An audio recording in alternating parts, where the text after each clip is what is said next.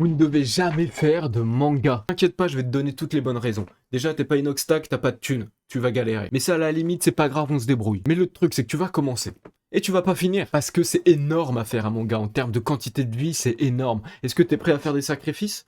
Est-ce que t'es prêt à pas voir ta famille, tes amis? Est-ce que t'es prêt à rester seul dans ta cave pendant des mois en transpirant? Là, tu vas me répondre, ouais, moi je suis trop déter, ça sera moi l'élu. Attends, mec. Attends. À un moment donné, tu vas être tellement seul dans ta chambre que les objets, ils vont commencer à te regarder. Et ce sera pas ta webcam, ça sera ta tasse. Ton cerveau, il va commencer à s'en aller avec ses jambes. Si c'était que ça, c'est encore possible. Sauf que ça sera nul ce que tu vas faire. Parce qu'il y a des trucs que t'as pas compris. Tu peux faire un manga. Tu peux.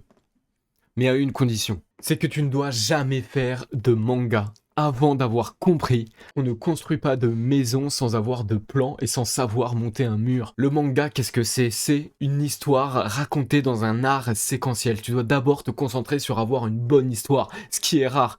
Ensuite, tu dois être en mesure de la mettre en scène, ce qui est dur à acquérir comme compétence. Pour ça, tu dois t'entraîner sur des histoires courtes. Je te mets au défi de faire 2 planches de manga et de faire vivre des émotions à un spectateur avec ça. Et t'as de la chance, je peux t'aider. Tu peux rejoindre le Discord pour avoir toute une communauté pour t'épauler. Le lien est en bio. Et si tu veux aller plus loin, tu me dis, je pourrais t'accompagner. Et pense à t'abonner.